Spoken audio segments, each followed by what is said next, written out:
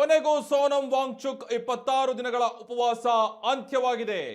ಉಪವಾಸ ಅಂತ್ಯದ ಬೆನ್ನಲ್ಲೇ ಈಗ ಸೋನಂ ವಾಂಗ್ಚುಕ್ ಪೋಸ್ಟ್ ಒಂದನ್ನು ಹಂಚಿಕೊಂಡಿದ್ದಾರೆ. ನೀಟ್ ಪ್ರಶ್ನೆ ಪತ್ರಿಕೆ ಸೋರಿಕೆ ವಿಚಾರವಾಗಿ ಸೋನಂ ವಾಂಗ್ಚುಕ್ 26 ದಿನಗಳ ಉಪವಾಸ ಇಂದಿಗೆ ಅಂತ್ಯಗೊಳಿಸಿದ್ದಾರೆ. ಉಪವಾಸ ಅಂತ್ಯದ ಬೆನ್ನಲ್ಲೇ ಸೋನಂ ವಾಂಗ್ಚುಕ್ ಪೋಸ್ಟ್ ಒಂದನ್ನ ಮಾಡಿದ್ದಾರೆ. ಏನ್ ಪೋಸ್ಟ್ ಮಾಡಿದ್ದಾರೆ ಅಂತ ನೋಡೋದಾದ್ರೆ, ಈಗ ಹೊಣೆಗಾರಿಕೆಯ ಸಮಯ ಎಂದು ಸೋನಂ ಪೋಸ್ಟ್ ಮಾಡಿದ್ದಾರೆ.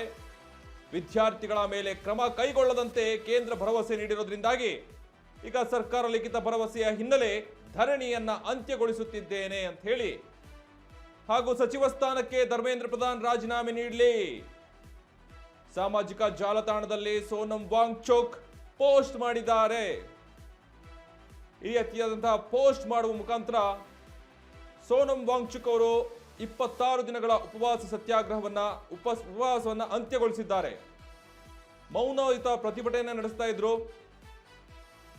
ಈಗ ಅದರ ಬೆನ್ನಲ್ಲೇ ಧರ್ಮೇಂದ್ರ ಪ್ರಧಾನ್ ರಾಜೀನಾಮೆ ನೀಡಲಿ ಅಂತ ಹೇಳಿ ಪೋಸ್ಟ್ ಮಾಡಿದ್ದಾರೆ.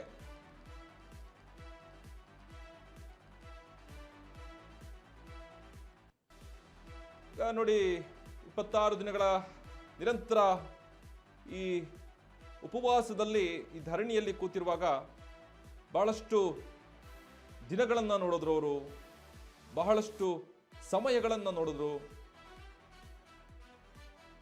ಎಷ್ಟೋ ರೀತಿಯಿಂದ ಜನಗಳು ಬಂದರು ಬೆಂಬಲಕ್ಕೆ.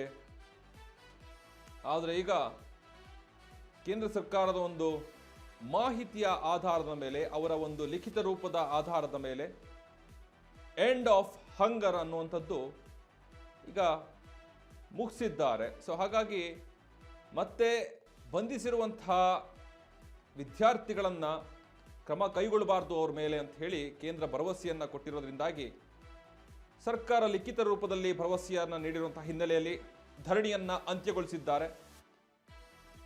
ಹಾಗೆ ಸಚಿವ ಸ್ಥಾನಕ್ಕೆ ಧರ್ಮೇಂದ್ರ ಪ್ರಧಾನ್ ರಾಜೀನಾಮೆ ನೀಡಬೇಕು ಅಂತ ಹೇಳಿ ಆಗ್ರಹವನ್ನು ಮಾಡಿದ್ದಾರೆ. ತಮ್ಮ ಸಾಮಾಜಿಕ ಜಾಲತಾಣದಲ್ಲಿ ಸೋನಂ ವಾಂಗ್ಚುಕ್ ಈ ರೀತಿಯಾದಂತಹ ಪೋಸ್ಟ್ ಮಾಡಿದ್ದಾರೆ.